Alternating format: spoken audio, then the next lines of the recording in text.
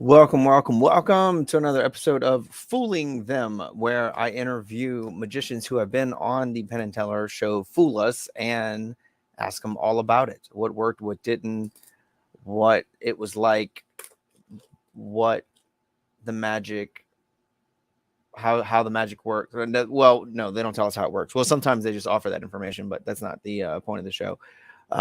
Tonight we have Magical Katrina, who will be coming on the show. So I'm actually going to start by sharing the video of her performance on Fool Us, and then we'll bring her on board to ask some questions as soon as she arrives. And I was fortunate enough to meet her in person at FISM, which we just had in Quebec, FISM 2022. And such a fun personality. You're going to see what she brings to the table. I'll ask her what she has up her sleeve. But we can tell that she's probably gonna charm and put a lot of people under her spell when performing magic, as she's already done. So she'll be here shortly. Be a lot of fun to talk to her. Let's see if I can pull up this video.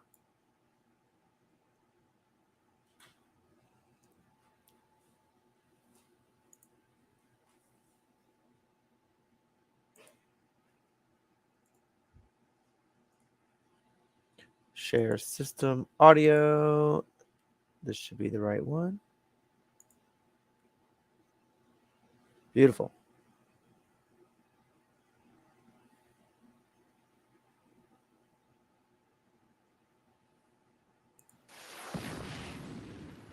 Hi there, my name is Katrina, and I'm a professional magician out of Los Angeles, California. When I was 3 years old, I saw Judy Garland in The Wizard of Oz, and I've wanted to be a performer ever since. My first performance in front of strangers was in the fourth grade talent show. I sang and I did the Charleston. I went to clown school. I used my clowning in magic and juggling and stilt walking and basically all of the things that I do. Something I love about swing dancing and magic is they're both universal languages that people can share and understand anywhere. I'm here to fool Penn and Teller, and I hope that some little girl watching this today will be inspired and maybe grow up to become a magician or president or magician president, astronaut cowboy. Ladies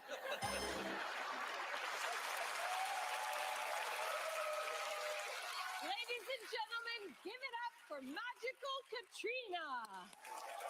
Yay! It is such an honor to be here. My name is Katrina, and I'm an old-fashioned girl who likes old-timey things from days gone by, like wearing vintage clothing, swing dancing, rotary phones, Penn and Teller. So you can imagine what an amazing thrill it is to be here today. But I didn't just come here to meet my magical heroes. I came here because I need help. For the past few years, my dating life has been unsuccessful. And honestly, I think it's because of a lack of judgment. I should probably stop dating magicians. Yeah. So I actually came here to get some dating advice. Penn, would you come up and help me? I'll do my best. Yeah. Oh, yay!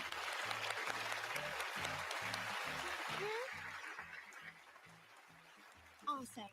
Okay. So, Penn, I actually brought here a bunch of photos of different potential suitors. And I would like you to look at them and tell me if you think they'd be a good match for me or not. Is he in front of a lineup? Yeah. Good sign. Good sign. Now, this isn't like those dating apps where you just swipe yes for every single girl in order to hedge your bets, okay? I want you to be a little picky here, okay? Okay, I'll be. Okay, so date or no date? No date. No date. To Brooklyn. To Brooklyn. To Brooklyn. Put him here. Date or no date? No date. Not Brooklyn enough. Not Brooklyn enough. Okay. Date or no date? Date just to be mean to you. Oh, well, I know he looks like he's 10, but he's actually 15. He has a learner's permit. Okay, date just to be mean. Okay. Good. Date or no date? I would say no date. No date, okay. Date or no date? Oh, absolutely date. Yes? Good smile. Good smile. He Yeah. has a little hat? Okay. Yeah, little hat. Date or no date? Well, I think we're back to Brooklyn. No date. He's a hipster. But Yeah, hipster. No doubt about it. Hipster. Oh, my goodness. Which one? Which one are you? Both. They're a package deal. Oh, they're a package deal? And Then he no. comes with the cat? No. Oh, no cat? Okay. Magician. Oh, goodness. Good that we dodged that bullet. Okay. Date or no date? Good choice. Good job. Oh, is this for me or for you? For you. Oh, okay. Date or no date? If you like rotary phones, let's go with that. Okay. To Ed Norton in both senses. No. Oh, okay. Okay. Yes? Yeah, sure. Why not? Okay. Now, that means these are all no's. Okay, right? those are all no. And these are all yeses. So Yes, this they are. is, oh gosh, how many is this? This is, we have 1, 2, 3, 4, 5 different people I could go out on dates with. That's still a lot. Could you just point to the one that you think would be my one perfect match, Penn? You know, I'm going to go with the one who looks the most pleasant and the most fun. Oh, this one? Yes. So that means these are all no's. Mhm. Now, Penn, I actually have a confession to make, okay? Before I came here, being the independent woman that I am, like Beyonce, I already knew which one that I wanted to choose, but I needed a second opinion to confirm. So I actually took these and I drew big black X's on every single one of these cards. All of them, except for one, my favorite one, which I drew a big green check mark on, the very same one that you chose. Penn, could you show everyone the green check mark? There's the green check mark right there. Magical Katrina! So do you really date a lot of magicians? Oh, 2. I've dated 2. But I mean, hey, they're good with their hands. So.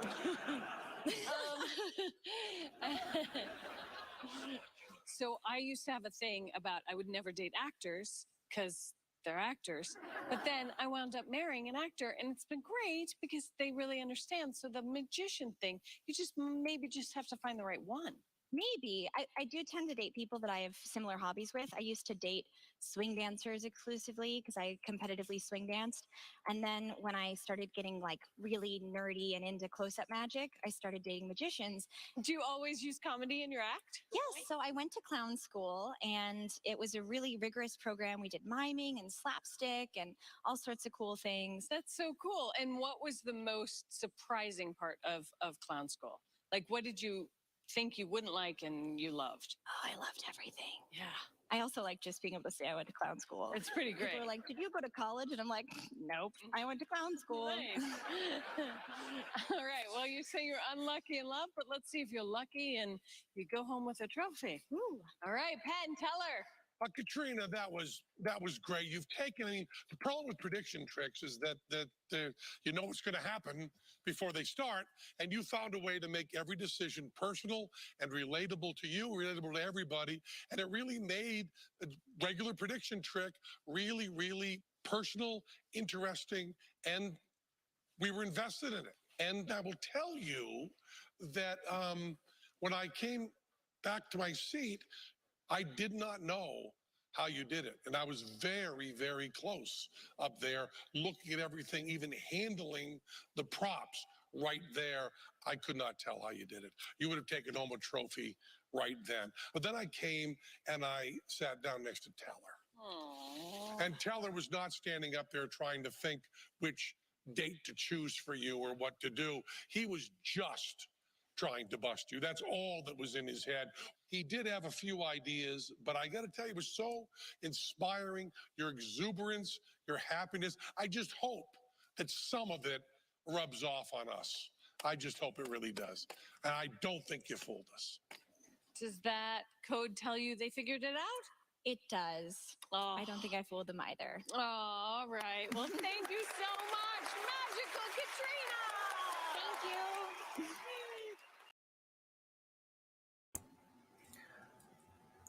All right. She is here and looks ready to go. I wish they had microphones backstage so we could talk to each other, but I'd say she's ready, looking fantastic. So please welcome to Fooling Them, Fool Us guest, Magical Katrina. Wait, she's running back. She's running and she's back. No, that was perfect. All right. I assumed you were sitting there ready, and then all of a sudden I looked up and you were gone. It was like magic. Hey, I Hi. realized I left my closet open, and I didn't want to share all my dirty secrets with the IBMs. Well, yeah, and Muggles can watch this, so we have to be careful what secrets we talk about, or we have to continue to talk in code, because they might figure some stuff out. They probably won't, because Muggles, humans aren't very smart, but just in case. But hey, it's good to see you again. It's so good to see you. I haven't Been a seen while. you since FISM in Quebec. Yeah. We were in a whole nother country, actually. It's considered another country. And you've been traveling. So how was your trip? Which one one? of them. Yeah, right. Which that's the right answer. Yeah, cool. I went to Black Rock City. I went to Burning Man. It was really, really fun. I love to do close-up magic there as a gift, but I also volunteer the week before and the week after. So I generally go out for like 21 days at a time. And I'm still readjusting to not being in the desert, which is really nice. I would imagine close-up magic reaches a point of easy at something like Burning Man. I haven't been, but my experience of like the time of day on Bourbon Street when everything becomes magical. Does it reach a point where it doesn't matter what you do, but everything's magical? No, but people tend to go out at night, and you can get away with a lot more in the dark. So I tend to do like really fast visual tricks, like rubber bands, making things float, pretty easy stuff. I did take a deck of cards, and I just didn't use it at all because the desert destroys cards. So yeah, but it definitely, you can get away with a lot of stuff when you have just neon light to go off of, Yeah, sure. Yeah, the less they see, the better. Mm-hmm. The better for us, for sure. So quickly, I don't know if I mentioned to you that this was very difficult for me to set this up with you because you happen to be named after the hurricane that destroyed my hometown. And it's so like, it was kind of rough for me, like, to meet you, knowing your name ahead of time, knowing who you were. I felt like maybe, like I should walk the other way because, that was just a huge force. But maybe do you feel like there's any relation to, the force of a hurricane and the name Katrina? And then I'll follow up with a second question. So no, I was named before the hurricane, but I would love to live in New Orleans, like so bad. I love jazz. I'm a swing dancer, and I love old-timey things, and I love the architecture there, and I love like creepy stuff like vampires. I always wanted to be a vampire when I was a kid. So I think I would love New Orleans, but part of the reason I haven't moved there is because of my name. I feel like, yeah, maybe like, well, when enough time goes by, like maybe you could come and then like do great things for the city, and you could be the good Katrina. You know how like when Dorothy, there was a good witch and bad witch, right? So like maybe they'd celebrate like we dropped the house on the bad Katrina, or well, Katrina dropped a bunch of houses, but then the good Katrina comes in and changes things. Yeah, maybe. I mean, it would be definitely, there's a lot of jokes and puns you could go with there. Like, I'm like Katrina, but more powerful, but less murdery.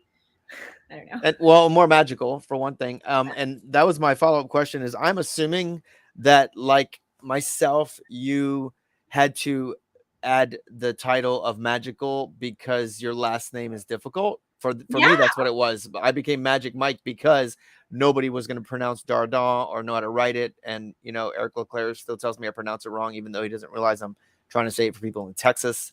So, I can't say everything with a French accent all the time. So would you tell us how to say your name properly, first of all? My last name is Kroetch, which is German. I'm pretty sure my family moved over during World War I from Germany, and they thought like, oh, gee, we don't want people to know we're German, so let's take the umlaut out. But it's Kroetch. It's the most German-looking name ever. So it did look a little German to me. I'm not sure if maybe it was the color scheme. I'm not sure. No. The color scheme? Yeah, no, it just definitely sounds German. Yeah, exactly. So I'm like, if you could hear a color scheme, then yeah. then Well, we're that was both it. matching. We have matching color schemes right now. Oh yeah, that was perfect. Well, you got the memo, obviously. Yeah. Mm-hmm. Yeah, and it goes with the sign. So do you like, are you able to see the setup? Do you like this view or do you like this view? This, Ooh, both are nice. the other one has the background. This one kind of was zoomed in. I like the background one. Okay, I I like like this both. one. This And one we then, also get like your chin. I'm tickling your chin. oh right, stop that. That's for the after party. No, so speaking of your name, because I'm going to dwell on that. What point did magical become part of the title? At what Oh, age and at what point? yeah, so magical became part of the title. Well, one, I wanted it for SEO because, if you're plumber Mike, then people don't go, what does he do as a job? Is he an architect? They're like, oh, he's a plumber. So I Plumber. figured, Yeah, you would hope. yeah. So magical Katrina, I figure just for SEO purposes and things like that, it's easy, it's family friendly, and all that. And I also figured it wasn't too kiddie like. Like sometimes people have silly names. Magical just kind of is whimsical, and I liked it. So I chose it because of that. But then when I went on Fool Us, they wanted me to go by Katrina Kroetch, and the producers Really? said that magical Katrina was redundant because the whole show is magical, right? Which makes sense. That's fair. I wanted to go by magical though because my website, my social media, everything is under that, right? But they said no, you can't. So I went to go check in at the hotel, and I couldn't get in my room because they spelled my last name wrong when they passed it off to the hotel, which for me was actually so good because then when I went to do like the rehearsal with Michael Close and all of them, I said, hey, so you know about my name? Like I can't get into my hotel room, so like, can I please go by Magical Katrina if you guys can't even spell my last name?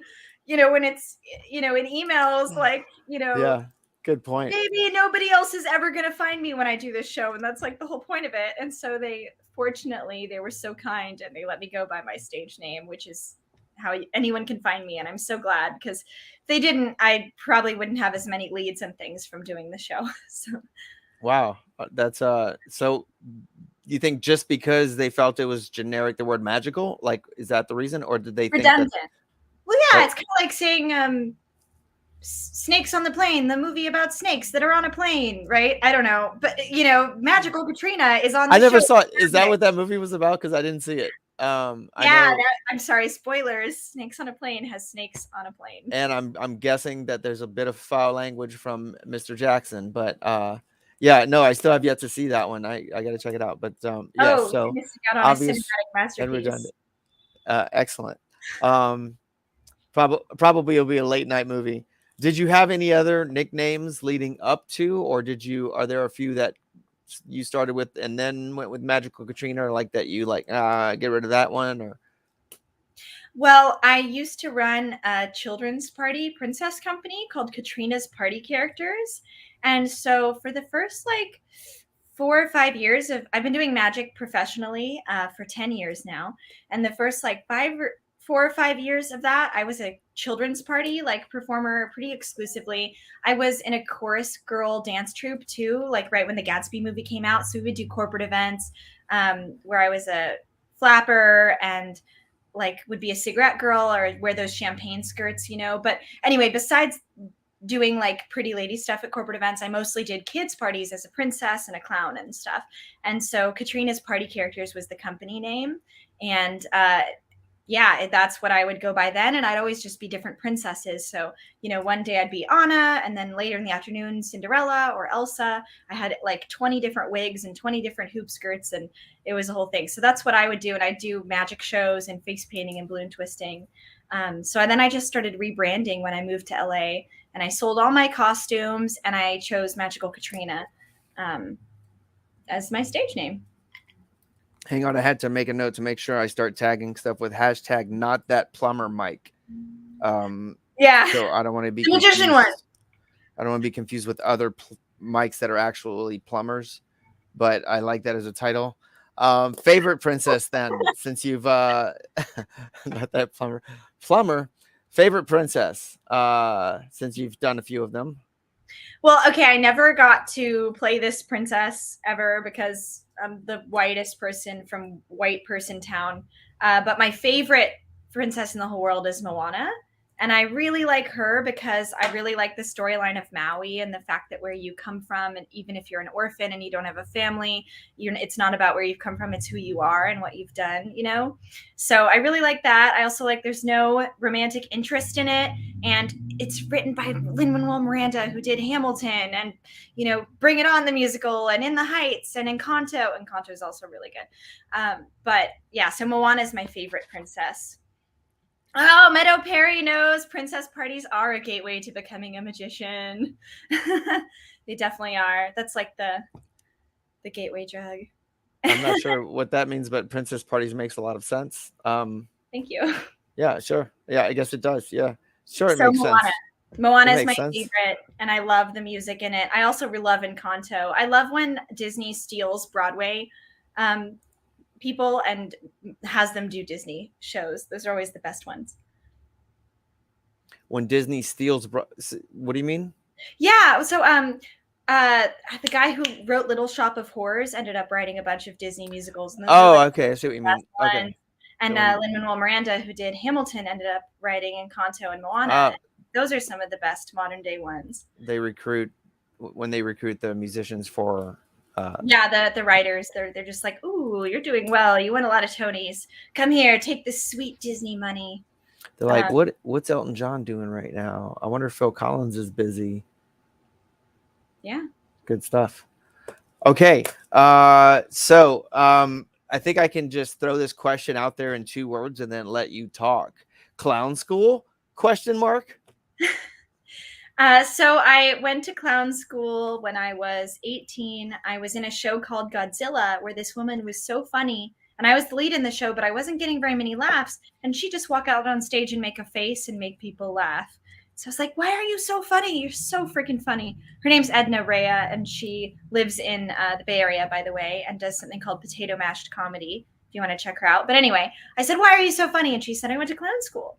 And I thought, what? That exists? That's crazy. So I saved up a bunch of money and I went to clown school. It was a really rigorous process. It was like 40 hours a week. So it was really hard to have another job. I did work weekends as a princess towards the end. I met a guy there who was a Spider-Man at children's parties, actually. And he told me about his agent. And that's how I got into magic and princess parties, is from clown school, meeting that guy. But it was so fun. We'd get there like 9 a.m. and I remember we'd do all the acro and handstands and stuff after lunch. So I would take an aspirin because if I didn't, my head would hurt from doing so much tumbling. Because it really, like, doing like a 5-minute handstand is really hard. I mean, even if it's against the wall, I wasn't very good at them. I would often, I couldn't do them for long, but headstands, falling, it was a lot. It was at Clown Conservatory at Circus Center, and we did a whole graduation show. There's a lot of photos, I think, on my Instagram of it, but you have to go pretty far back. But yeah, I don't know. Does that answer your question? Well, I guess I'm going to have to look at photos to see, because my other question is how do I phrase it? Like, we look at you, we don't think clown. We don't, we have a certain image of a clown. And when you were talking about, see what Zypher Ryan was saying about princess parties makes sense. Now, clown school, does that make sense? So what was your look? What did you look like? What did you do? How did you separate yourself how did you become a clown as opposed to looking like a princess? Yeah, I wonder if I can find it online. I bet there's some weird website. I can do a screen share. Where would I you can send them to me. I've seen it. Oh yeah, I found several actually. If you just type in Katrina Kroetch clown, a lot of them come up. But when I was in clown school, is that clown with a K? No, just with a C. Just a normal. I had short blonde hair and a big round nose, and I teased out my hair. Actually, it really destroyed my hair. I have a more new image of me as a clown, but it's kind of like a sexier one. It was a promo for I'm in the sketch comedy troupe, or was. COVID killed our troupe kind of, but we were called Hot and Funny and we did sketch comedy. So I have a picture of me with long hair as a clown, which was a promo for Hot and Funny, the comedy group. And then I have a photo of me when I more closer to when I was in clown school. I have to find it though. So I have I just sent you one. That's more what I looked like when I was in clown school. okay. And then here's a recent one. And you can see my nose is the same in both of them. That's the nose I got in clown school. It's like a big round one. I wish I had others because that is a great photo of that. Oh, it's little. Oh, is it too small? Oh, wait. Now, oh my gosh, what did I do? Whoa. I made the text super big.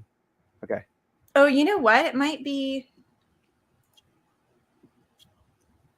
Let's try it again. I can send a bigger one, maybe. Okay. Well, that's not what I would have pictured. Yet you would have ended. You would be even more in disguise, I guess. So. No, I did a lot of being a flapper clown too. I did some like juggling and circus stuff for Lagunitas Beer Circus. So that's what that photo's from. If I'm trying to get back to StreamYard tab, I don't know if it shows up, but I teased my hair. So my hair was actually like short and it was like super teased out like this. And I just, I was kind of wore vintage like sailor kind, not sailor, vintage like bathing suit kind of outfit, like striped, onesie, vintage like 20s bathing suit type thing, and a red nose. And I did a whole acrobatics piece that was like kind of jokingly, like a lot of times I ended up in my like by my partner's crotch going like and it was kind of awkward. I wish I'd known to prepare this. I could have maybe found some things. Sorry, I don't. No, but it's okay because I can later edit this and it'll look like we were prepared. So you can, yeah. Oh, great! I love that. So yeah, you can take all the time you want, and then we'll chop it up, and it'll be like, boom, clown picture, boom. How'd she have that ready? Oh yeah. Okay, I will send you those then. But I love this one. This is great. We're learning that there's a variety of different types of clowns. Sorry, I was like looking. The internet is not a great place if you're a woman and you want to look yourself up. Well, that's probably goes. Magical Katrina wows us and shows her feet. I'm like, oh, foot clown. Oh yeah, well, because you have high heels on. Most clowns wear the big clown shoes. That's what I was kind of. That's what I'm guessing it's about. Sorry, you can edit. Did you not? I was looking for. That's kind of what I was looking for, and instead I found, Barbie clown, which was an expensive ensemble. I think that you had to. It didn't come with the dream home. You didn't wear the big shoes then. Did you? No, I didn't. But it's good. You had an idea of what type of clown you were going to portray. What would you say you use the most as far as what you learned there? What would you say that you still in your magic actor and most of what your performance portrays? Honestly, just feeling comfortable on stage, holding space. I remember we had an exercise where we had to just lock eyes with people in the audience and break the fourth wall, which you don't really do in theater that often. Like I did a lot of musical theater growing up and I was always like afraid to like look out, but in clown school, there was a piece like where we just came out and just had to hold space on stage without talking for like 3 or 4 minutes. And you just have to come out. And it was really interesting to see and experience doing that because you'd see people like kind of making silent games with the audience, and you can really make people laugh just with no props, coming out on stage and just developing a relationship with the audience that's give and take, and picking an emotion and just going from there. So it is scary to be that vulnerable and not have props or lines or anything, but it made me really comfortable being on stage, just clown school in general. It made me feel like, I went to school for this. I can hold space here, and it's okay that I hold space there. If that makes sense. That makes a lot of sense, actually. That makes more sense to me than princess parties. And princess parties make sense, but that made more sense, actually. And to be honest, my speech and debate coach handed me a brochure and said, "Don't get offended. Don't take it the wrong way. I think you should go to clown school." And handed me that. Yeah. And it was definitely it was on my plate for a while of like decisions of what do I do? What am I gonna should I? Because definitely held my interest for sure. The main thing was I had no idea how to throw a cream pie. I consider myself a ninja in a lot of ways. I can throw cards even, but had never really practiced. I don't know if I could get the right trajectory. I'd probably miss. So I would want training on, and you have training. You get that, right? You get a little bit of pie I pie missed throwing. the cream pie class. You didn't have pie throwing class? No. But you know, you don't have to go to, like, there's some schools like Del Arte that are physical, you know, clown comedy, prestigious, like 2-year program schools and stuff, you know, or even 6 months. There's also weekend classes and things you can do. So, Michael, I'm sure there's, you know, clowning. Yeah, I was doing clown school reserve. That's where it's like 1 weekend on, then 1 weekend off. And so you have to travel remotely. And then they enlist you, and it depends on where you're stationed. No, so yeah, weekend clown school. All right, so here's the deal. When you come to New Orleans, whether we have training or not, we're gonna make some cream pies and we're gonna throw them. That's the deal. So we'll have a pie throwing contest, because I think we both admitted that neither of us have any experience with our huge background in entertainment. Neither of us have experience throwing actual cream pies or whipped cream pies. So I challenge you to a pie throwing contest I'd like to do it in New Orleans, but it doesn't matter when we're in the same place again, when people least expect it. I'm sure that's fun. Actually, one of the things I really liked about you at FISM was your yes-anding life. I don't know if you do improv, but you're just committing to a joke. The thing you did with the hoop and the tiger, and maybe, I don't know, maybe you can edit that into this, maybe not. Oh, I can find it. I saw it earlier. So actually, much yeah. joy. That was one of my favorite things I saw at FISM. No, I was gonna ask you about improv moments, because that's my life now. In fact, I coach a local high school in improv comedy. I've been doing that for the last 10 years. I've been a part of several troupes. One that Funny Bones, we go to hospitals and do improv for the kids. It's amazing. And I realized along the way how much improv has affected every type of performance I've done. So that's my question, is how has it affected you, the yes and concept? And can you give us some examples of that, of like improv moments that just really worked for you and why? So improv, I've done a lot since growing up. I was on the improv team in high school, which was fun. You had to audition and you got a whole day off from school where you just did improv all day, and all the classes would come watch you do improv. And nice. It was okay. So fun. Let me point out that not a lot of schools have that, because when I started working with these guys, they were that's one of the first schools, and now they can letter in my program. That's one of the first schools I feel that's very progressive. I did not have improv at my high school at all. So that's pretty fortunate. And where is that in California? I went to Woodrow Wilson High School in Portland, Oregon, and they changed the name, and I feel guilty. I think I want to say it's like Ida B. Wells, or they definitely like, this is an old grumpy white man. Let's change it to like a black woman, and I can't remember her name. I feel bad. Ida Feel Wells. Is it Ida B. Wells? Ida Feel Wells? No. Oregon. Let me look. I feel like I should know the name of my high school.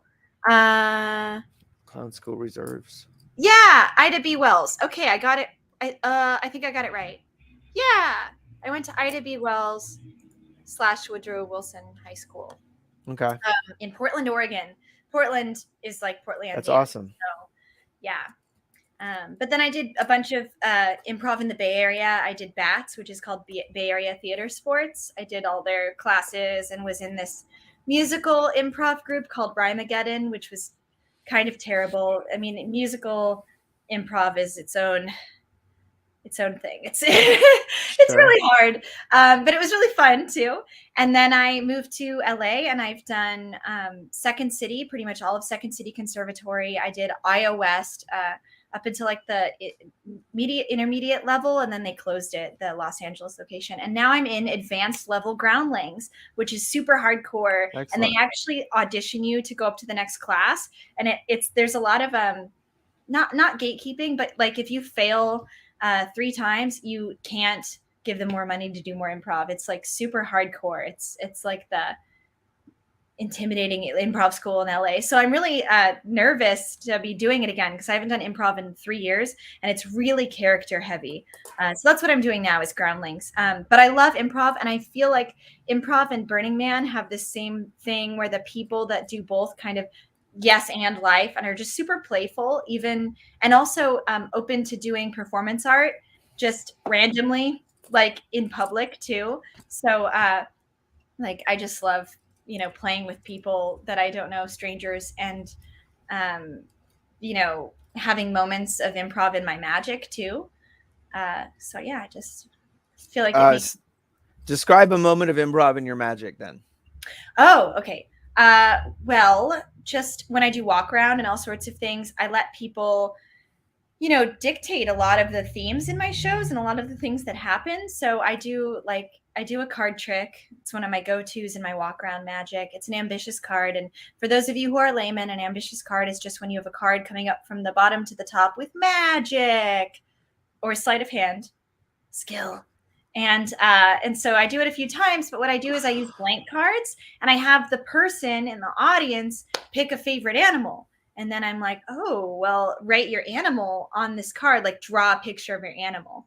Because something that kind of bothers me in magic is people always are like signing things to prove that it's the same thing. But, that's an opportunity when that thing could have a lot more meaning than just signing something, right? So I really like getting people. I love forcing adults to be playful and creative and silly. And so I like to make them draw an animal. And then it's different every single time, right? Like I've very much remember this 9-year-old having his be an eagle, and I said, okay, what's the name of your eagle? And he said, freedom the eagle. And that tells you a lot about that little boy, right? And so then I get to do the whole rest of the trick being like, and he flies up to the top of the deck, and it changes every time. And depending on how much caffeine I've had, sometimes I come up with really clever jokes that are just like one time in that instance, and maybe will or won't happen again. One of my favorite new things to say how I write jokes, by the way, is I just love improvising. And if I say something and it lands, then I write it down and I remember to use it again. And if it doesn't, then I scratch it, right?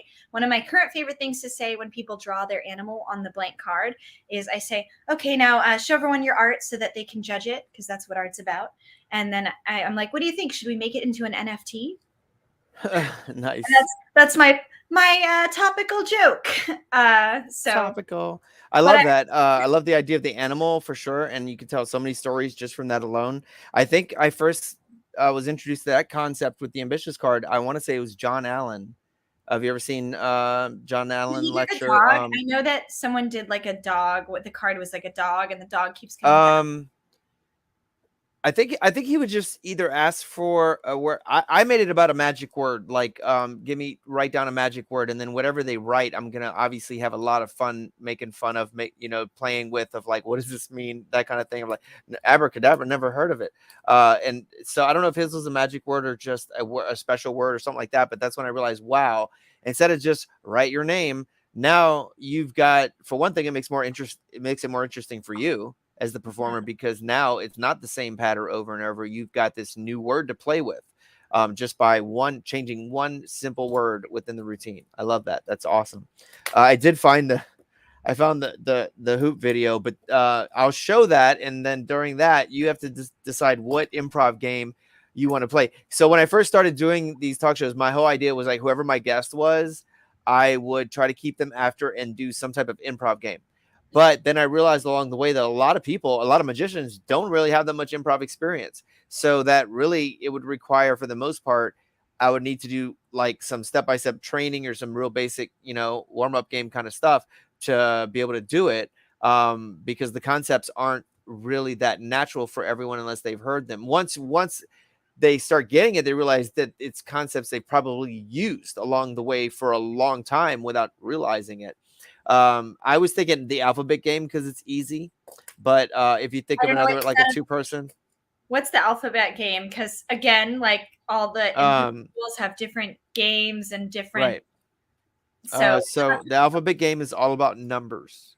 No, I'm just kidding. No, so we each talk with the next letter of the alphabet. Like whatever you say has to start with. So like someone gives us a topic, and if I have A, I have to start with like amazing day today, and then you'd say but beautiful it would be ocean. better. Yeah, but it would Yeah. be better if there was ice cream. Couldn't we get some ice cream nearby? Dardant, you always are. And that's my big character, because no one has ever gotten to D and used my last name as the word. That would make no one's first word in their mind, not even mine.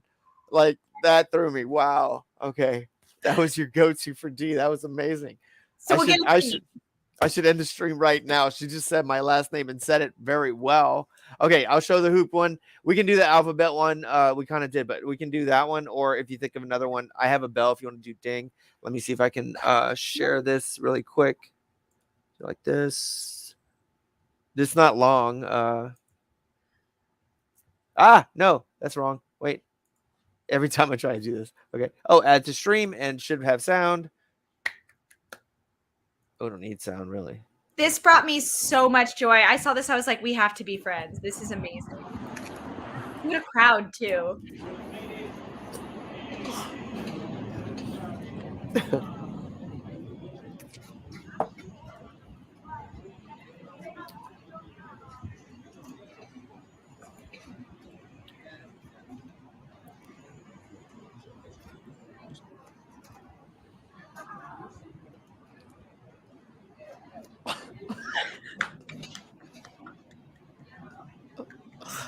Whatever angle you were at, I remember freaked you out. And there's Luke Langevin, like, what the FISM in 2022. Oh my god. I love it. There's an example of like being prepared. So it's like improv really has so much to do with being prepared, because if I hadn't had the hoop with me there when I was interviewing Luc Langevin, who, those that don't know, he's been a guest on my show, well, live, because I interviewed him at FISM, and he's like the #1 biggest illusionist in Quebec. Like they call him the David Copperfield of Quebec. And after the interview, he goes, what are you doing with the hoop? Like, he wanted to know why I was holding this pink hoop. So I told him what the idea was.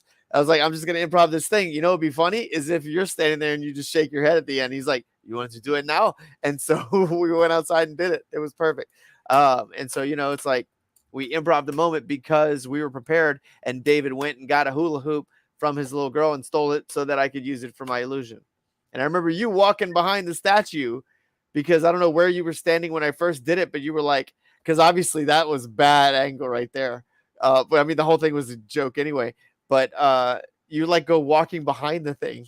I couldn't see it. I really couldn't. Like, I was like, what is that happening? I knew that, you know, I didn't figure out what's going on with the hoop. I don't want to ruin magic for muggles, but yeah, I figured it out. Yeah, but no, you weren't the only one. And people walking up asking me questions, you know, about like where I got it and stuff like that, not realizing that I literally stole a kid's hula hoop that's pink. That's all I did. I didn't get it at the dealer shop, and I didn't order it online. And I didn't know that I was going to be here a year ago to set this up. I love that type of immersive art in the wild. One of my favorite things in the world to do, and I won't say this is necessarily improv, but I feel like it's definitely like a burner / improviser / weirdo thing to do, is I like to buy wigs and put them on parking meters. Really? Yeah, wow. What? This brings me so much joy. And I saw someone do that one time on one parking meter when I was walking down Hollywood. And it made me laugh so hard. And so I buy them in bulk, and I have them in my car at all times. And I just like put wigs on parking meters with friends sometimes. Oh my God. Really that's funny. Amazing. Wait, I have a wig right here. Pick a color. I actually have, I was organizing my stuff earlier. There's Oh, some sorry. Yeah. So going on right yeah, now. you Wow. didn't realize that none of this is real. This isn't real. Wait, That let me felt like a drug change it trip for you. right there or something. That's so funny. It looks good the whole time. So like, well, here we'll do a curtain, but I got to pull back the curtain here to find the wig. So here you go. How about you want pink one? I have pink. Oh, My so God. those shelves are over there. They're not really behind me because this is the green screen. Yeah, I can't see anything. All I see is a curtain. Do you see the This pink is wig? actually real, by the way. This is my apartment. Oh. This is actually my apartment. This is where I do Oh. shows. I couldn't tell. I didn't know if it was a fake background. No, there's like Mine's- depth and everything, and Well, no, my background was real, but it just isn't behind me. It's over there. oh, So I had to take a picture of it so I could And act this- like it was behind me. Otherwise, I have to move the entire desk and computer this way, you know, and the outlets that are along this wall. Okay, so are you okay with the pink wig? yeah, that's great. Are you just gonna put it on? Well, no, I got to find a parking meter first. Oh my gosh, yes, please do that on my behalf. If All right. anyone here is watching, please. Appearing parking meter. All right, so now we just have. This is amazing. So people, you can really see how amazing it looks when you just walk down the street. And you want to do it on 3 parking meters in a row. If you do it on one, people will just have an accident. But if you do it, you just got tired, take your wig off. And then they realize you're starting pretty a band. funny. Yeah, Magical Katrina and the Meters. you should sing with them. So yeah, I think that looks good. I never thought about giving it more character. So now, yeah. Why do you have a parking meter? well, that's a whole nother story. Because I'm an improv artist, so I was prepared for this moment. I have this parking meter just in case one day you'd bring it up. Oh, it's heavy. All right. But now I know my parking meter needs hair. All parking meters need hair. Of course they do. All right. Another one of my favorite things to do is I love to compliment strangers' dogs. I call it dog calling. It's kind of like cat calling, except instead of telling women to smile more, I say like, "I like your fluffy dog." And so that's one of my other favorite interactive art things. I don't know if it's art, but I just like shouting compliments at people's dogs. And that I like bringing strangers joy. It makes me happy in a weird, silly, whimsical way. Parking meter wigs. Yeah, but you really are burying like the lead. Did you steal that? Like, what do you mean? You can't steal them. I mean, I found it. I didn't steal it. Okay. Yeah, I mean, I can tell you. You want to hear the part? All right, I'll tell you. There's more than one. But the main one is because I've had more. I gave one to my sister as a birthday present. So I'm leaning against the parking meter. I had a tour group in New Orleans. In front of the Place d'Armes Hotel, and just about to tell the story, I lean against this parking meter and it just wobbles. It just fell off in my hands, basically. And I'm like, what the? No, this is not normal. This thing was completely dislodged. And so it's just as the group's gathering, and now they see that I've somehow ripped this parking meter off of this pole, and I look at them and I go, in New Orleans, we have mobile meters, so if you don't have change, you bring it with you into the store, and that way they know you have to bring. You're not going to carry this thing all day. You're going to bring it back, and so you go get change. No, really, I have no idea why this thing is broken, but now it belongs to me because I'm going to come back and get it as soon as this tour is over. And I did. I came back around, grabbed the meter, brought it back to my house, and mainly because of the fact that I knew that if ever I was doing a Zoom call interview with a magician from California that likes to put wigs on parking meters, it'd be really hilarious if I had one sitting here that I could like pull out. So that's why I kept it. So I didn't steal it. But then you would think, okay, well, that's how he got to me. That's enough. That's a funny story. But this is New Orleans. So later that night, my buddy Ronnie's coming down the street in the Halloween machine, which is basically a school bus that we painted jet black and cut the top off and had stripper poles and disco lights. And you drive it down like all around the quarter, throwing beads at people and stuff like that. And it had maybe 25 people on it. He's coming down my street, and I jump on the Halloween machine, and I like dance my way to the back of the bus, and one of his friends is just sitting there like keeled over moaning. I was like, come on, dude, it's only like 10 o'clock. You drank that much? He's like, no, man, that's not the problem. I was running to catch the bus and Ronnie wouldn't stop, and it was this dude on the sidewalk, and I said, move, and he moved, and I slammed into a parking meter. I was like, wait, hang on, was that in front of the Plaster Arms Hotel? He's like, how could you know that? And I was like, hold on a second. And I was like, stop the bus. I ran back in the house, and you know the scene from 16 Candles when he's holding up the underwear? Like, that's how I walked onto the bus with this thing, because everybody knew that's why that guy was hurting. And so, like, I was a hero because I had the meter. I said, dude, you have to go to the hospital. Like, that's the human body is not meant to just lodge a parking meter. This thing was completely broken. Like, you need to get checked out. And sure enough, he comes hobbling back. So this was like the week. So Halloween's like the whole, if it starts, it depends on when it lands, but it'll be the whole weekend or the whole week.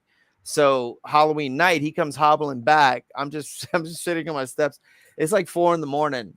He's got a neck brace on and something on his leg. And he goes, yo, Magic Mike, you all right, bro? My neck's messed up. I got 2 broken ribs, and I got to go see about my back. I may have to have surgery. Happy Halloween. So it wasn't about stealing a parking meter. It was about revenge for a friend of mine that got hurt. What a great Halloween story. Also, I took away from that we need to hang out when I visit New Orleans, because I want to go on a stripper pole Halloween bus. You want to decorate some parking meters, yeah. And I want to decorate some parking meters. And we have to have we have to have a cream pie fight. So you've already agreed to it, so you can't get out of it now. Yep. I bet you know a few people I know. Do you know Kat Shalou? Yes. Calico? Yes. Yeah, of course. Wait, did we already have this conversation? We may have, because somebody asked me about her recently. Was it you? Yeah, wait. Do you know Clay Mazing? Do you know Clay? Yes. Okay, yeah, we did have this conversation. Yeah. We had this conversation. Yeah. Definitely. Okay. You know all the weirdo New Orleans variety artists. I know quite a few weirdos, especially ones that live in New Orleans. Quite a few. Which interesting to me, which keeps me like guessing, is that some of the strangest guys I know, like the guy who was driving the Halloween machine, the guy driving the bus, said to me that I'm one of the craziest guys he's ever met. And I'm like, that, like, when the people you think are crazy, then you think you're crazy, then you start realizing maybe my life is crazy. Yeah. But it's, I mean, it's a good crazy, you know, anytime you get to decorate parking meters. So,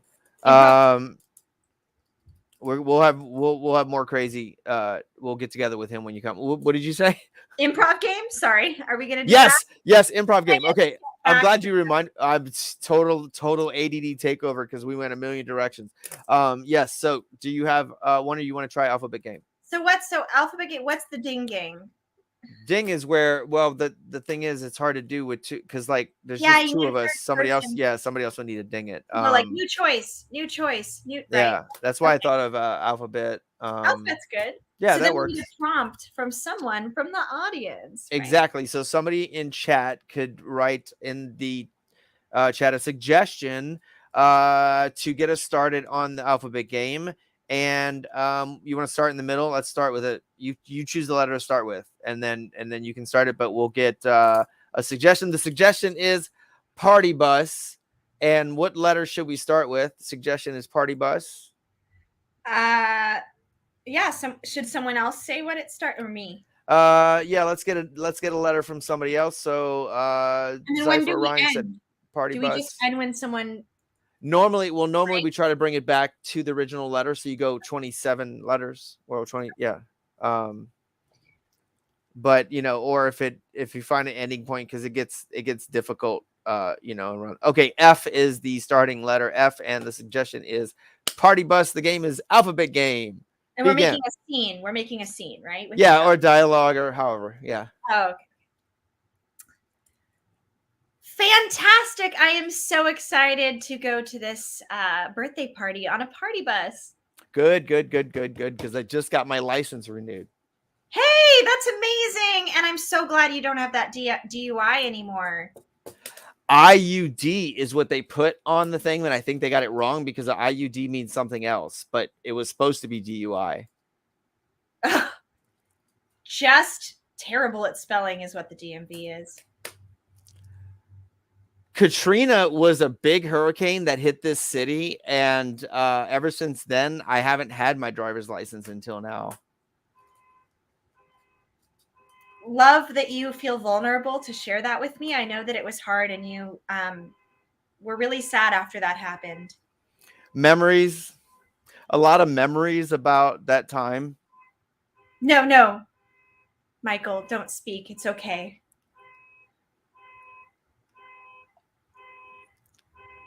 Okay, let me just turn off my car alarm. Beep, beep. So people are so rude leaving their car alarms on. Michael, how could you do that? Query, that is a query. How one could magically turn off another person's car alarm. Really impressive, though, considering you are a magician and you're all the way in New Orleans. Skills. I got skills. I can pick locks, break in the car windows. Tell me more while we're on this party bus going to our friend's birthday party. Understand this. One time, I got revenge on a parking meter. Very interesting. You know, parking meters killed my parents, so I just hate them so much.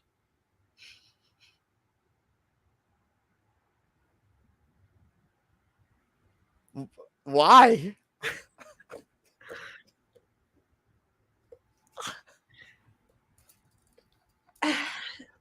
Xylophones players were what my parents were doing, and they were playing xylophones on a parade float in New Orleans. And actually, it wasn't really like a float, it was more like a bus painted all black. They called it a Halloween machine.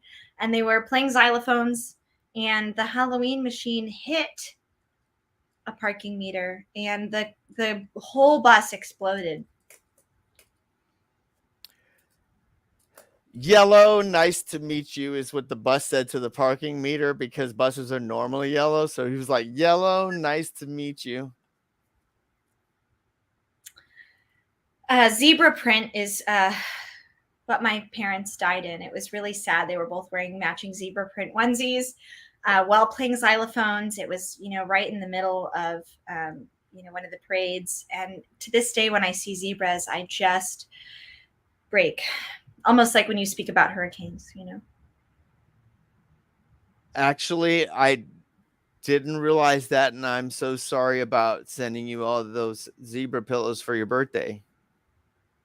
But it's okay. I need to move on, right? Face my fears. Can't get forward if you don't look backward. Don't ever look backwards. Everybody should learn that phrase. Fudge, yeah.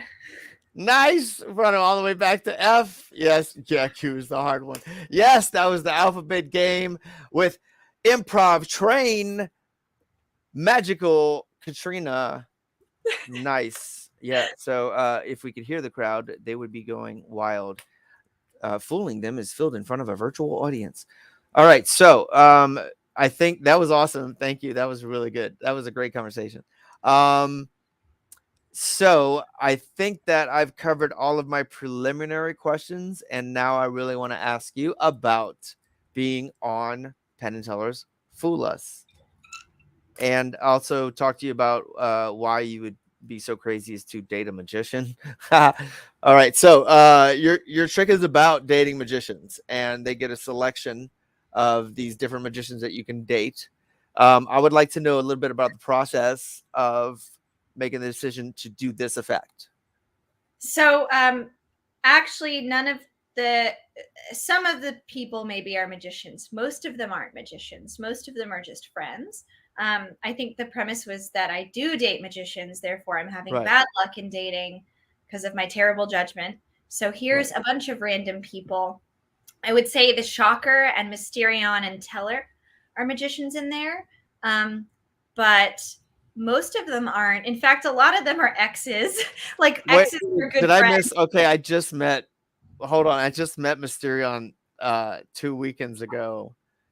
I didn't realize. So that was one of those pictures was Mysterion. I didn't. Yeah.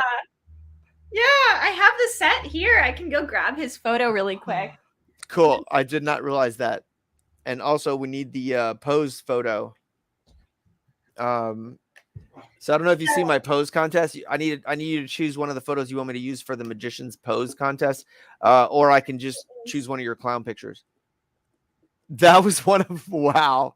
Oh my. All right. Awesome. Yeah. So I had the show about the Chicago Magic Lounge and got to interview the Sentimentalist. And yeah, after 4 days, he really grows on you. Because at first you're like, okay, I've heard enough knock knock jokes, dude. Come on. And stop reading my mind. Like, no, you didn't know I was going to say tacos. You said tacos. And I agree with your suggestion, not because that's what I was thinking. Stop trying to read my mind. And the 4th day, I was like, dude, you've really grown on me. He goes, yep. That sounds like him. Yeah. Yeah. He's great. Good friends. So there was all like friends that would, sign away their photo to be used on TV. So Okay. it's I didn't realize. I mean, honestly, it's a lot. Some of them are exes, but like this is a guy I did improv with. This is an ex from like 10 years ago that worked at Uber. Who he's a good friend of mine now, Chris. This is I feel bad. I can't remember who this is, but they're my Facebook friend. Hopefully they're not watching this. They don't look like this now. So yeah, no, his name is Carl. That's his name. I'm just gonna give him a name. It's Carl. Not a magician. Again, I don't remember who this is, but she was my Facebook friend. That's Sheila. Hi, Sheila. Mysterion. Mysterion. Shane, this is my best friend, and actually our cat. Her name's Cher. So wow. Yeah. And this guy wasn't in the Fool Us show. This was actually a corporate. Now I do this for corporate clients, and what I'll do is if they pay an added fee, then I incorporate like the CEO or someone on their team's photo into it, and I make a photo. And it's really fun because we'll do like holiday parties, and I'm asking someone, and then like their boss comes up, or like someone in the office, and they they get to be like, oh no, it's a good pick him or don't. So that wasn't on there. This is my friend Steve. I can see and that. Actually, fun fact about this photo, the producers, I sent them a bunch of photos, and they said, you know what, we need more like different archetypes. Like, could we have a goth? Could we have a woman? Could we have more, people that are different, backgrounds? And they were like, I don't know, like a hipster. And so I went to my friend Steve. I was hanging out with him like when I got that email, and I said, Steve, could you like look like a hipster in 5 minutes, and can I take your picture? And he said, yeah, I can. And so he took this picture just for Fool Us. I think he's from Portland. No, this is Hollywood. Okay. Then he pulled it off. I totally would have thought he pulled it off. Yeah. That's awesome. And then of course having Teller in it, I thought was really fun. That was my idea, to have Teller in it. And then this is a friend, a swing dancer. And this is also a CEO. That's Leroy. That's Leroy. This is actually the CEO of Ducati. Random. He wasn't in the episode. Are you sure? Because that looked like Leroy. No, but I look at him. He looks like he'd be in Portland, right? He looks like a nice guy. He was a nice guy. Can I say that hearing you tell the true story about these pictures to me is far more interesting than pretending they're strangers that you're gonna get hooked up with? Like, that to me is so interesting. I had no idea that. I thought they were like some kind of stock photos. Each one of those has a story. I found that so interesting. That's awesome. Yeah, and actually the Shocker was in it too, but I used some, and I recently did a show where they wanted those two. But yeah, I think I took the Shocker out, but he's usually in it as well, Greg Dow. So yeah, but it was fun. Maybe you got to pretend you've met them all, and then like see if they can predict what you already know happened, because then you can tell your story about each one of them. Like, yeah, you could tell this is what happened on the first date with each one of these guys. Like, let me tell you about my first date with Steve. He took me on the Halloween machine, and we stole a parking meter, like whatever. But Actually, that this is was so unrelated. cool. When I saw the first time I ever saw a wig on a parking meter, I was actually walking around Hollywood with Steve Uh-huh. at like 2 a.m. in Hollywood, and we saw this. I was gonna ask him later about the wigs and the parking meters. Yeah, I had a feeling he was a culprit. I had a feeling he was involved. Yeah. So did you a lot of people do pieces specifically designed for them, but you've used this piece in other situations that weren't competitions. So this isn't a piece that's just like specifically, and it's not specifically a competition piece. It's also a performance piece that you use in other situations, as I you use said, it corporate now. or. Well, so to answer your question, sort of, I made it for them. Before January, I auditioned for them at the SAM. Sorry, I know. I don't know if we're not That's totally supposed to fine. say their name. No, what the Come next one? It's gonna be in New Orleans. You know, I'm talking about it. Like, yeah. we're having it here. Yeah. So the SAM, they had a close-up competition, and I usually like to sign up for competitions because it, forces me to try something new and go out of my comfort zone and perform in front of magicians, which scares me.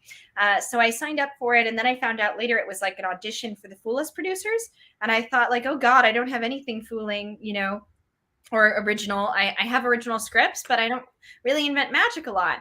And at the time, when I was a princess at children's parties, like years before then, I did Out of This World with princes and frogs. So all the cards were frogs, and I would have like little girls who are trying to be good princesses, right? Like separate them, and then on the backs they would separate all the frogs and princes. So it's Out of This World, right? Oh, cool. Princesses. And so I thought like, so I did the thing for the producers, and they said, we really like you, but you can't come on Fool Us and do Triumph, like, and I'm like, yeah, I know it's not fooling.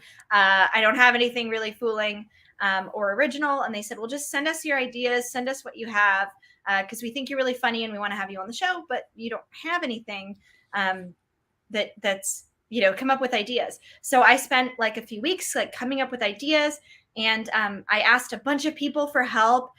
When like a ton of people, and help writing the script too. And basically what I did is I just dropped everything and made this my life for like 2 or 3 months. I went to Blackpool in February, and I was doing it on the train from Blackpool to London, like 2 magicians on the train, and just working out the kinks and getting notes and feedback. And like, I can't say that I really made all of it. It was so many people helped me. Faye Presto helped me find the fabric that worked for part of the magic effect. In England, she was helping me. My friend Rob, I was like running around his house trying to get the gimmick to work when I was in England for a week. Shocker gave me a lot of really good lines. Like, a lot of people gave me really good notes. Sean Farquhar helped me a lot too. With the magic effect too. And so a lot of it came from just people helping me, and me getting notes. And it's crazy. Like, I look back and I'm like, whoa, like I came up with something so beautiful and polished in 2 or 3 months. Imagine what I could do if I just spent like 2 months on each trick in my show. I could have a really solid, strong show, at the end of a year, maybe an hour, 2-hour show that's like really well done. But I don't usually drop everything and make magic my life in that way. But I really wanted to get on Fool Us. I feel like maybe I had this inkling that COVID was coming, because we filmed the very beginning of March. And I had a friend that flew in like 2 days after Fool Us filming ended, and everything was shutting down. So we just got in there, and I'm one of the last people that had I am the last group that had a real live audience. You were on season, so that was season 7. Yeah. And I had, okay. When I first sent them in a few videos, they said, okay, we really like the concept. We like the idea of dating, but we can kind of see the move you're doing. So maybe you should do next year. And I said, well, that's not the move I'm doing. That's a move that I'm doing. So it seems like that's the move, but this is the actual move. And I was trying to lead them down this rabbit hole by doing this type of handling. Or lead them off the wrong path. Yeah. And they were like, okay, can you be free this day? And then they made me change the handling, so it was less fooling and less putting them on that path. You know what I mean? Not well. I think because they don't want magicians trying to trick them in an unfair way by They don't want too many like red herrings of like being and I blatant. had a red herring that they didn't. Yeah. They were like, maybe you should come back next year because we can see your move that you're doing. We know how it's done. And I was like, it's not that though. It's this other thing. And so then they had me on the show, but they made me change my handling. But I was just happy to be on the show. You know, like I got so much out of it. I can make such a better living having that TV credit. So I'm just so grateful and happy that I got to be on the show. And yeah, and they don't want all these basically cheaters and red herrings. But I feel like if I was on season 1 or 2, I could have fooled them if they didn't, you know, make me necessarily change my handling. But Sure, we'll never know. Any ideas for something else or something you'd bring to go back? Or yes. Can I tell you about what I'm currently working on? I'm very excited. Yeah, for sure. And I've pitched the idea to them and they like the premise. This is usually how I start doing Foolish Access. I come up with the funny idea. Like I'm like dating magic. So this is what I'm working on. As I told you, I love dog calling. But if I tell you this, you think people will take it? It's mine, right? Like no one's gonna do it now if I tell you. It's no. Well, fortunately, I only have 5 viewers so far. But you know, then hope when we cut this into a podcast, then we'll try to build it up more. But by then, you know, maybe you'll already have done it. So, but wait, hold on. You said you told me you're into dog calling. I've heard of bird calling. What do you mean? You could just call random dogs? So it's like cat calling, except I compliment strangers' dogs. Oh, when you compliment. Okay, I got you. All right. Yeah, I remember that part. Okay, so I have a balcony and I overlook Hollywood Boulevard and I'm on the 2nd floor. So that's just enough that I can like have conversations with people on the bottom, like on the ground, but I still like am kind of removed from it. So I love just people watching on my balcony. One of my favorite things to do is I like to be like, I like your Pomeranian. He's so fluffy, you know, and I just like to shout compliments at strangers. I'm really into dogs. A lot. You ever see one with their ear folded back and you're like, fold your dog's ear back? Yeah, show me your dog. And then I throw beads down to them when they hold up their chihuahuas. So I love dogs and I love like the idea of people matching their dogs. And so I started taking like photos around Hollywood of people that match their dogs, right? Cool. So that's one of them that I just took on Hollywood.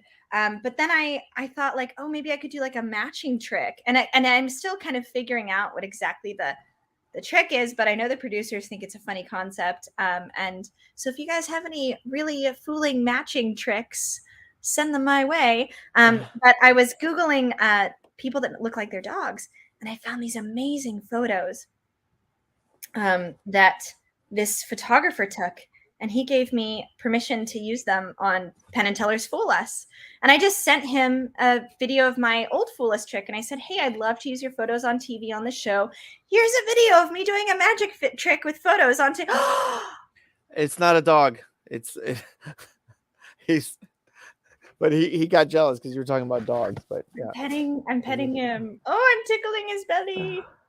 Yeah, I know. She's a dog person, but it's okay. No, I'm not. I'm an animal person.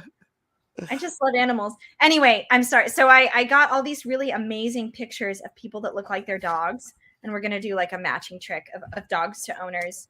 I'm pretty excited about it. I think it's going to be pretty magical. I like that. That's awesome. Here's some nice. of Cool. So that's what I'm working on right now. I like the priest and the priest dog. I think that's a good. Wow. I like it. That's awesome.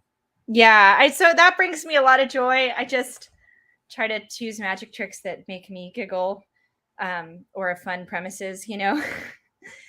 Yeah, and I think it's because I started as a children's magician. I care less about necessarily being the most fooling and more about the destination and the play and the fun along the way. And that's a lot of kids magic is that way, right? Like we're trying to find a card, but on the way we make a banana and smelly socks and a pony and a cat and, you know, a bunch and like all this stuff. So I love magic that's about playing and the journey and what I can do with my audience that's fun and silly. And then the magic is to me like the finale to that story. Beautiful. I guess what I'd love to close on is this. We didn't really explain when you said living a yes and life, or applying the yes and philosophy to life. I'd love for you to explain that. I've explained it to people along the way, but I don't know if I ever have during the show. But I talk so much about improv and how it's influenced me. So what do you mean by a yes and life? It's funny because I feel like definitely improv people get it. Like my partner and I are always like, yes, let's yes and each other. And, that's definitely a thing. But if you haven't done improv, it just sounds like a cult phrase or something. So in improv, when you're doing a scene and someone's like, we're at the store, you don't go, no, we're not, we're on the moon. Because that shuts down the scene. You're creating this false reality, like you're making a play on the fly, and you have to say yes. You can't deny someone's thing they're saying, because that like breaks the fourth wall.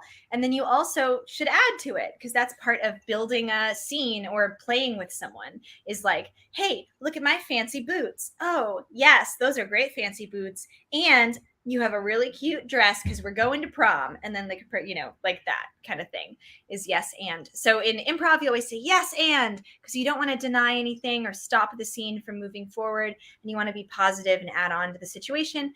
And I think that is a really great, I don't know what riffing shtick means, Cypher Orion, but I think that was his interpretation of yes and.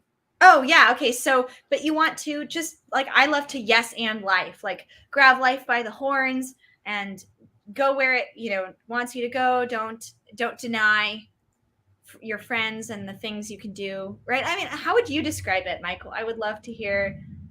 Yeah. I mean, no, that was perfect. That's exactly what we want to do as improvisers, because we're building upon each other's ideas. And I refer to like a reverse Jenga, that instead of taking blocks away, you're carefully placing them so that your partner can then balance his. And then if you don't give your partner something to work with, then the scene just falls apart.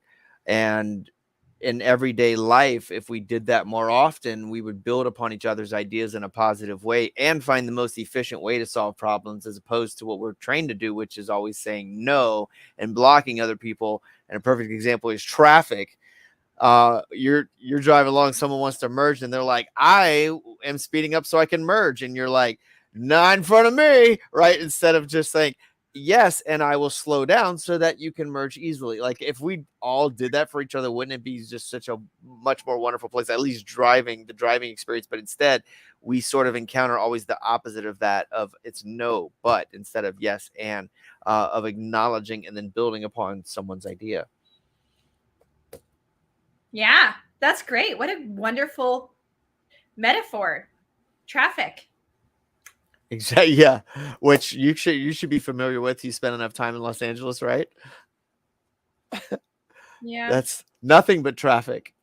Yeah, I like New Orleans. If I lived in New Orleans, I would just walk everywhere. I'd have a little scooter in the French Quarter. That would be my dream. I love the architecture there. Do you live in the French Quarter? I did for 15 years. I'm in Mid City now, but yeah, I was in the Quarter for a while. Yeah, you can get it anywhere pretty easily here, unless you lose your car in a pothole. But for the most part, everything's pretty accessible, and public transportation is pretty easy to get around. But yeah, the roads are horrible, but what are you gonna do? What's it like doing magic there? Like, I know that it's a much smaller market, but it also is a world city, Yeah, like, for sure. Oh yeah, there's tourism constantly, and now things are starting to get cranking again. That more people are booking things. There's always a party. There's always tons of corporate work, and the main thing that I've said is, being here, I've learned to be versatile, and being versatile means that there's always opportunities. So if I'm not, say, doing a walk around gig at a cocktail party this week, I might be emceeing a burlesque show, or I might be juggling in a second line for a morning breakfast at some company event, or like there's always something going on. And as long as you keep yourself known and keep yourself versatile, that there's going to be bookings. There's definitely work to be had and things to do and ways to continue to enhance your skills. And that's what's great about being in a party town, I guess. Always a party, always something to do. So hopefully you can come, if not sooner than next July, because that's when we have the huge convention in New Orleans. There hasn't been a convention here for 20 years. by the way. 20 years. No, not even local. No magic convention in New Orleans. This magical place, 20 years. So that's why I'm hoping that this next one's going to be huge. And then we kind of, create a new spark of life here in the. I want them to have more magic conventions in like places where I want to go anyway. Yeah, exactly. Right. Yeah. And New Orleans, I always love going to New Orleans. I try to go every year, at least for something, for a swing dance festival, or I went for my friend's wedding a few months ago. You probably don't know Special Head, but he's a magician and he's good friends with Clay Mazing, and they had this amazing like hippie burner magic wedding right on the river, and they did a whole second line parade. It was really cool. If any of your friends, just people in general, get married in New Orleans, go. It is worth it to go and see a second line parade. It's a really unique, amazing experience. If you're going to have a destination wedding, go to that one if your friends do it. I agree. There's been I've been to a lot of weddings, and all of the coolest ones were here. And my sister's, that was in Colorado, but other than hers, yeah, the coolest weddings I've been to were the ones that were here in New Orleans, and usually had a theme involved and a huge party and a parade. So, yep, always an excuse to parade here. All right, so I don't know when you're gonna make it here, but I'm sure I'll see you at, if not here, then another convention or something. But we're gonna stay in touch if not in the magic world, in the virtual world. And I'll close with this and let you know. I know you have I'll let you go because you have plans you got to get to, but we're going to be meeting up. A lot of people here are curious about that. What games do you play? How long have you been in virtual reality, and what kind of VR are you doing?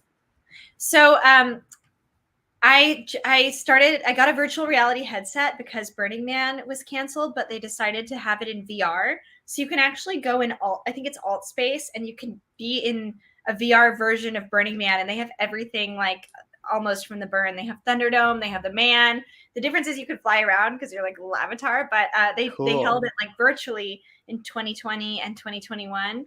So that's why I got one, is to be able to participate in that. And actually, a lot of people don't know this, but before I was like 18 and I went to clown school and I started being a princess, my first ever like real job that I had for like 2 years was I worked at GameStop.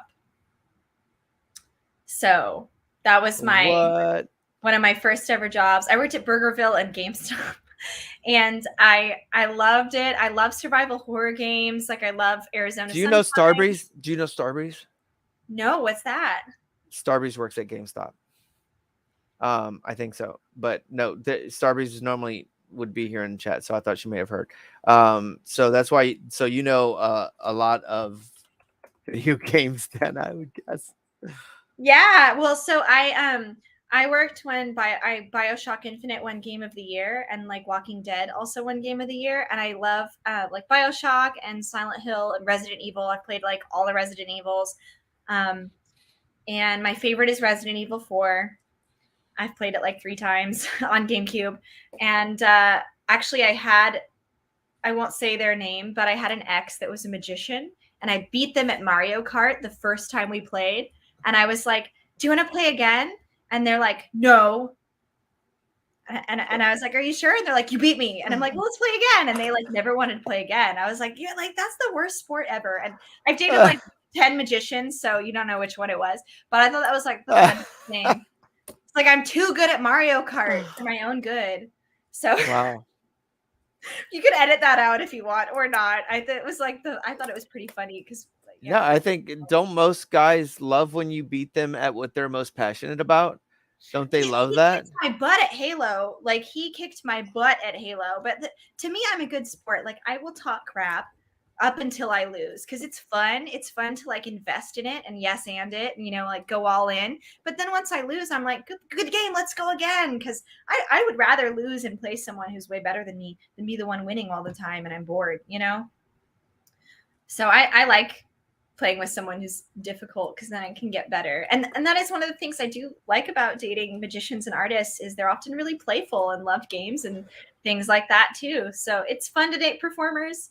But it's also, I don't know, hard right? Because it's a shared community. But I've definitely grown a lot dating magicians, and I like being in a partnership where we help each other grow and be better performers and stuff.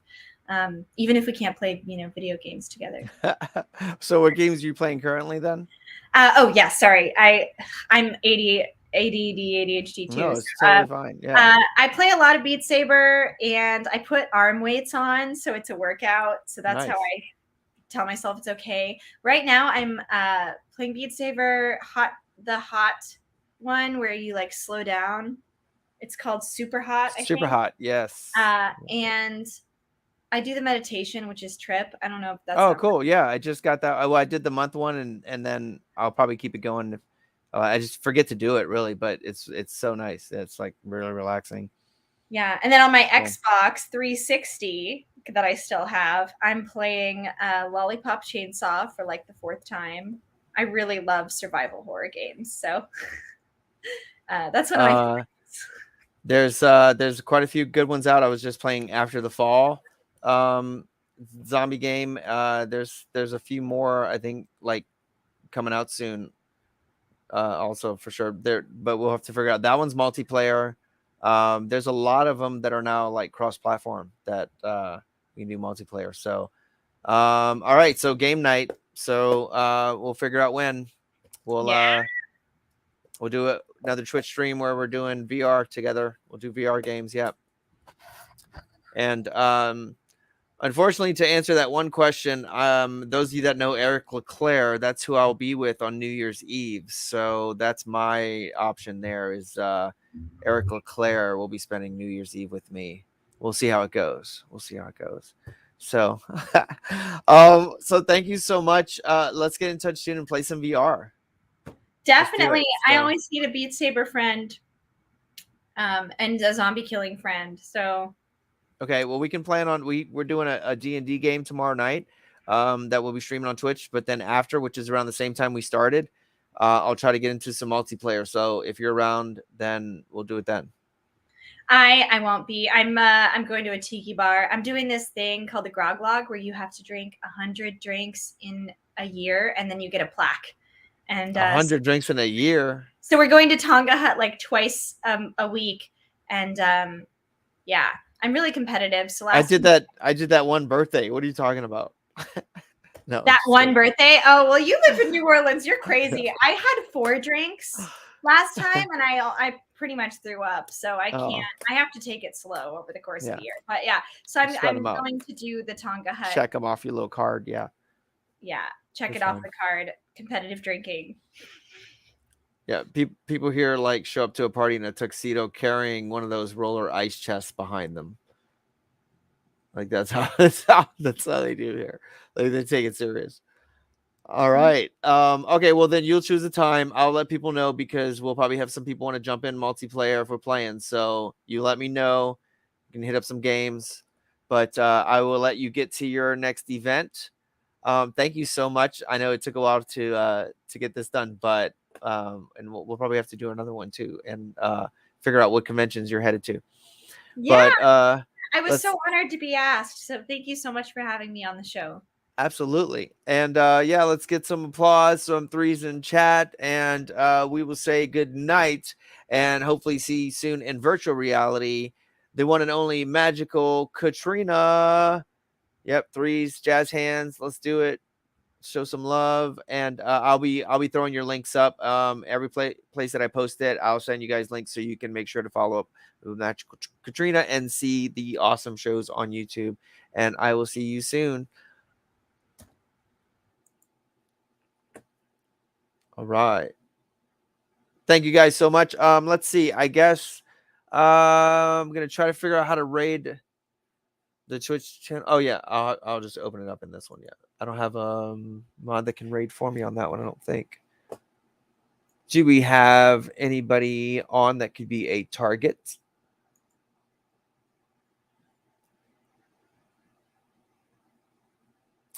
Oh, did I even put what category did I put? Talk shows? I don't even know what category I put. It's supposed to say talk shows.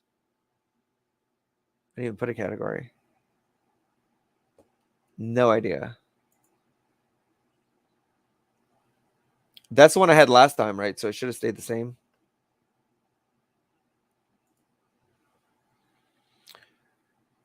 And we are ready. Let's see. We have unknown orca. Get to a double rate to Nina, huh? How about there's some just chatting going on from Chili Biscuit, who's often in VR. Let's see what Chili Biscuit is doing. Make some friends. Perfect. And for those of you playing some soccer car, I will probably see you pretty soon. That has been fooling them with special guest, magical Katrina.